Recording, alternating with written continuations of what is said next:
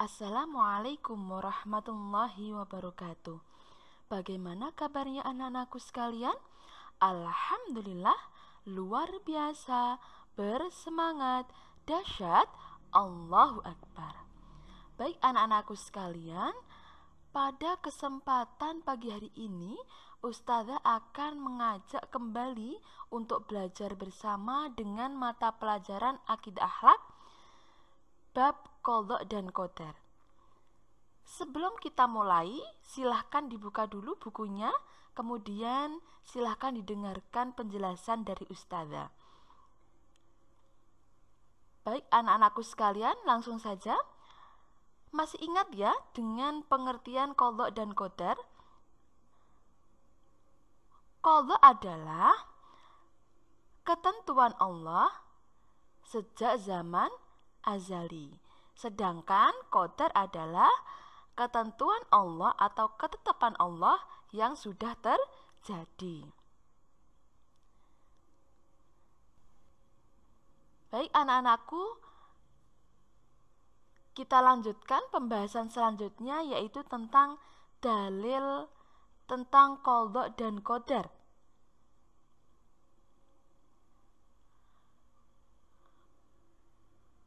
Hukum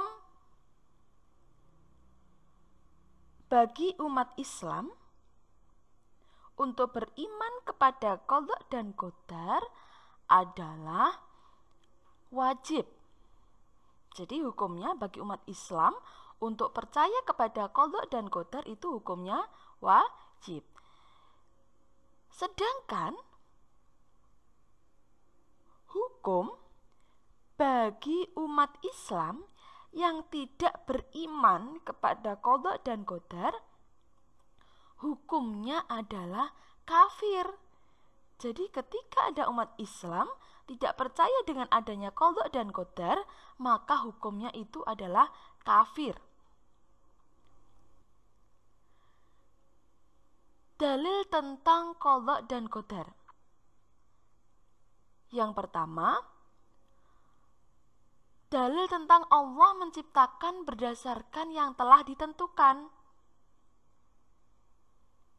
yakni yang telah dijelaskan dalam Quran surat Al-Qamar ayat 49 yang mempunyai arti, sesungguhnya kami menciptakan segala sesuatu menurut ukuran.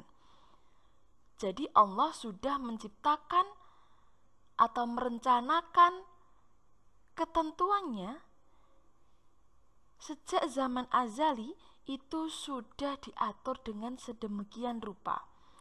Kemudian dalil yang kedua menjelaskan tentang qadha dan qadar telah tertulis di Lauhil Mahfuz. Apa sih Ustazah Lauhil Mahfuz itu? Lauhil Mahfuz adalah anak-anakku tempat di mana Allah telah menuliskan seluruh catatan kejadian di alam semesta. Nah, hal ini telah diterangkan dalam Quran surat Al-Hadid ayat 22 yang artinya tiada suatu bencana pun yang menimpa di bumi dan tidak pula pada dirimu sendiri, melainkan telah tertulis dalam kitab sebelum kami menciptakannya. Sesungguhnya yang demikian itu adalah mudah bagi Allah. Nah, kemudian anak-anakku, kita akan membahas tentang macam-macam takdir. Loh, Ustazah, yang dibahas kan qadha dan qadar, kok menjadi takdir? Maksudnya seperti ini anak-anakku. Dalam kehidupan sehari-hari kita, biasanya qadha dan qadar itu disebut dengan takdir. Jadi kita biasa menyebutnya qadha dan qadar Allah itu adalah dengan sebutan takdir. Lah, takdir sendiri itu ada macam-macamnya. Yang pertama adalah takdir mu'allaq. Apa itu Ustazah? Takdir mu'allaq anak-anakku adalah takdir yang bisa diubah oleh usaha manusia. Jadi takdir ini sudah ditentukan oleh Allah, tapi manusia masih bisa merubahnya, yaitu dengan usaha manusia tersebut.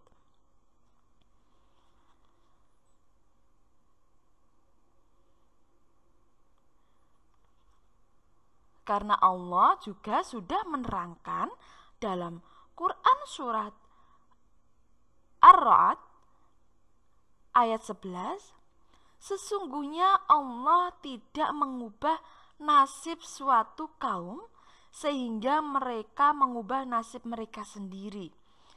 Jadi tidak semua takdir itu kemudian tidak bisa diubah. Ada macam-macamnya, ada bagiannya. Kalau takdir itu masuk dalam kategori takdir mu'allaq, maka takdir tersebut masih bisa diubah oleh usaha manusia. Masih bisa diubah dengan doa dan usaha, ya. Contohnya yang bagaimana, Ustazah? Contohnya anak-anakku, orang yang sakit dengan berobat menjadi sembuh. Dia sudah ditulis di Lauhil Mahfuz bahwasanya si A tanggal sekian dia akan sakit. Dan ketika tanggal itu ia benar-benar sakit. Lah itu kan qadha dan qadar, ya. Dalam hal ini qadha dan qadar atau yang biasa disebut dengan takdir tergolong takdir mu'allaq. Kenapa? Karena ketika ia ditakdirkan sakit, dia masih ada usaha ingin sembuh, dia pergi ke dokter. Lah, hal ini bisa sembuh, yaitu dengan usahanya. Nah, hal ini masuk dalam takdir mu'allaq, masih bisa diubah oleh usaha manusia. Kemudian ada lagi, ketika si A di kelas mendapatkan nilai jelek, kemudian ia berusaha belajar dan belajar sehingga ia menjadi mendapatkan nilai baik di kelas. Lah, ini termasuk takdir mu'allaq.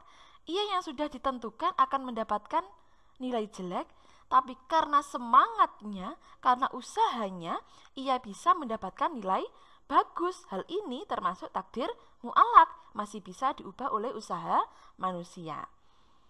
Kemudian contoh lagi, orang yang miskin dengan bekerja keras ia bisa menjadi kaya.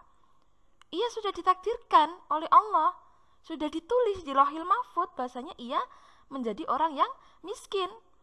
Akan tetapi ia mau berusaha dan berusaha setiap hari agar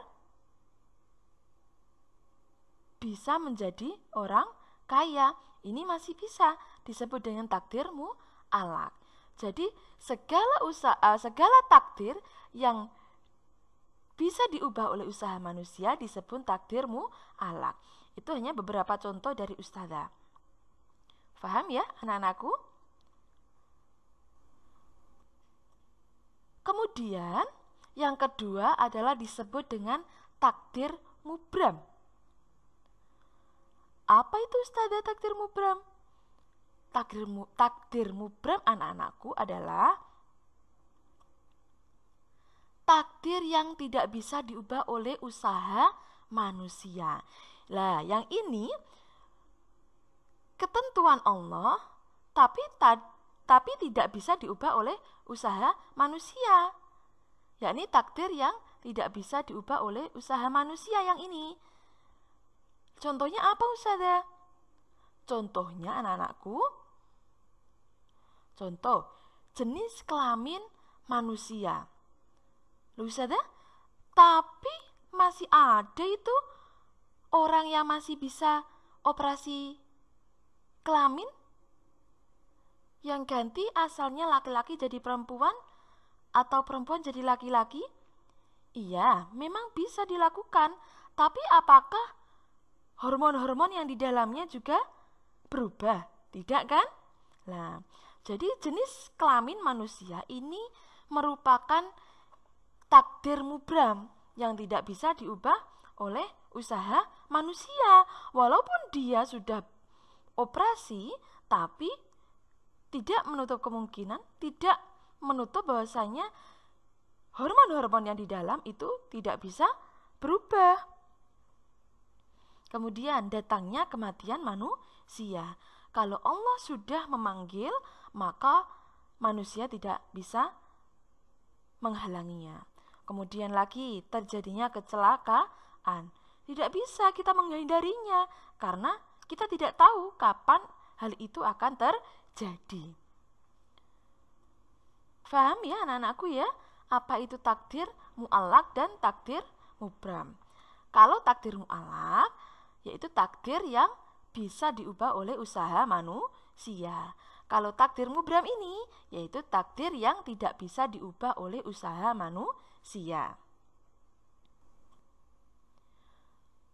Kemudian, anak-anakku, manfaat beriman kepada qadha dan qadar Allah. Apa saja itu, Ustazah? Yang pertama adalah mendorong semangat berusaha. Jadi tidak menjadikan putus asa. Ya Allah, contohnya seperti ini. Ya Allah, Engkau kan sudah menetapkan bahwasanya seperti itu. Jadi apa bisa ya berubah? Nah, dengan mengetahui tentang qadha dan qadar Allah, dengan mengetahui, maksudnya belajar tentang qadha dan qadar Allah, maka menjadikan manusia tuh tahu bahwasanya takdir itu semuanya tidak terus tidak bisa diubah. Takdir itu sendiri ada bagian-bagiannya atau macam-macamnya. Ada yang tergolong takdir mu'allaq dan ada yang tergolong takdir mubram. Jadi memberikan semangat kepada manusia bahwasanya ketika takdir itu tergolong takdir mu'allaq, maka manusia masih bisa mengubahnya dengan cara berusaha. Yang kedua, mendorong manusia ikhlas dan ridha atas ketetapan Allah. Jadi kita ketika mengetahui entah itu takdir mu'allaq, entah itu takdir mubram, kita bisa ikhlas dan ridha ketika semua itu sudah ditetapkan oleh Allah. Kemudian yang ketiga adalah mendorong manusia senantiasa bersyukur dan bertawakal kepada Allah. Tidak lantas ketika orang tersebut sudah ditetapkan, kemudian marah kepada Allah. Itu tidak boleh ya anak-anakku ya. Maka kita harus senantiasa bersyukur. Karena apa? Karena Allah sudah mengatur sedemikian rupa tentang makhluk-makhluknya. Jadi semuanya itu sudah terbaik bagi kita. Karena tidak semuanya itu yang baik menurut kita itu adalah baik menurut Allah.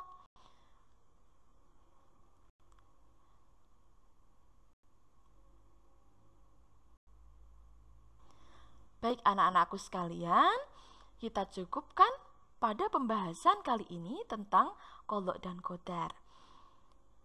Semangat belajar, gapailah cita-cita kalian setinggi mungkin. Ustazah akhiri, Assalamualaikum warahmatullahi wabarakatuh.